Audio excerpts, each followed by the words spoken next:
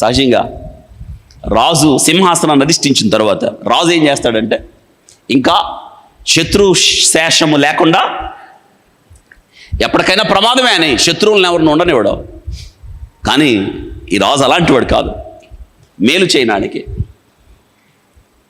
ఎంత విచారణ, హద్దులు దాటిన కృప, నిలువెత్తు ప్రేమకు నిదర్శనం, దయాదాక్షిణ్య పూర్ణుడు దావీదు.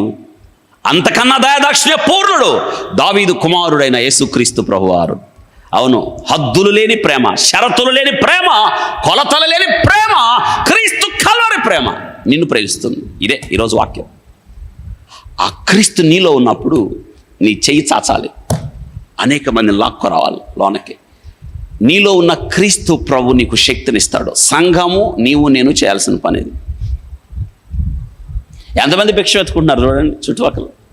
ఏంటి భిక్షం ఎత్తుకుంటున్నారంటే అర్థం ఏంటంటే ఇక్కడ భౌతిక సంబంధమైన విషయాన్ని గురించి చెప్పడం లేదు. ఇక్కడ ఒక వ్యక్తి క్రీస్తు లేకపోతే ఎంత దరిద్రుడిగా ఉంటాడో, ఎంత దిక్కుమాలిగా ఉంటాడో, ఎంత నశించిపోతుంటాడో.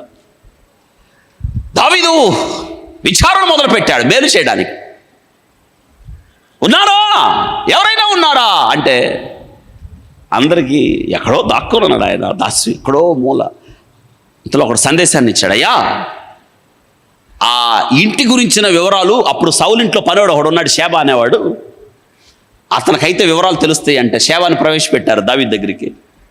షేబా అంటే దావీదుకు తెలుసు ఇంతకుముందు, ఎందుకంటే దావీదు బాల్యం అంతా అక్కడే గడిచింది కదా. షేబావు కదా నువ్వు.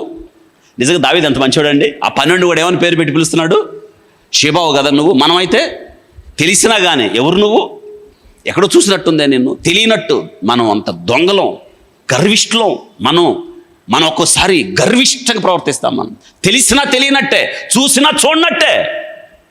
నీకున్న చిన్న ఉద్యోగానికి, నీకొచ్చిన చిన్న ధనానికి, నీకొచ్చిన చిన్న అర్హతకి ఎంత గర్వంతో మిడిసిపడతామండి మనం. దావీదు చూసారా, నువ్వు సేవావు కదా. అవునయ్యా, నేను యోనాతాను బట్టి మేలు చేయాలి. సౌలు ఇంట్లో ఎవరన్నా ఉన్నారా అంటున్నాడు. ఇగో ఉన్నాడు ఒకడు దిక్కుమాలినాడు.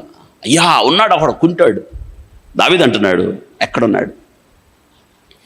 లోదేబారులో ఉన్నాడయ్యా, అప్పులింట్లో ఉన్నాడయ్యా, ఆహారం లేని స్థలంలో ఉన్నాడయ్యా, మేత లేని స్థలంలో ఉన్నాడయ్యా, దిక్కుమాలిన స్థితిలో ఉన్నాడంటే దావీదు అంటున్నాడు, మనుషులను పంపించి తీసుకురండి అన్నాడు.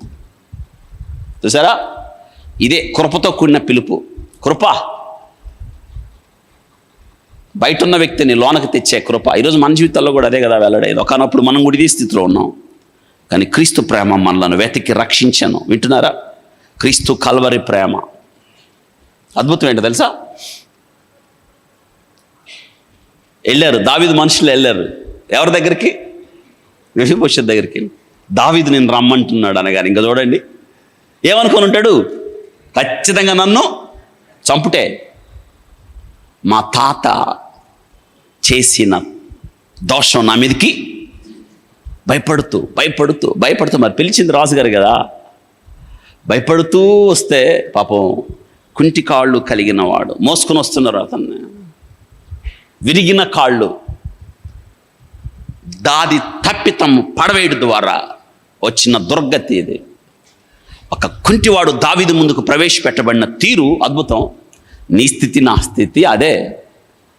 దావీదు భయపడుతున్న మెఫీబోషెతును చూచి, వణుకుతున్న మెఫీబోషెతును చూచి అంటున్నాడు, మెఫీబోషెతు భయపడొద్దు రా అని అంటున్నాడు. రా, లోనికి రా, నా బల్ల దగ్గర కూర్చో. సదాకాలం నువ్వు ఎక్కడ కూర్చో. ఈరోజు నువ్వు నేను చేయాల్సిన పని అది. బయట ఆకలితో దౌర్భాగ్య స్థితిలో ఉన్న అనేక మందిని మనం చెయ్యిచ్చి లేవనెత్తి దేవుని దగ్గరకు తేవాలి.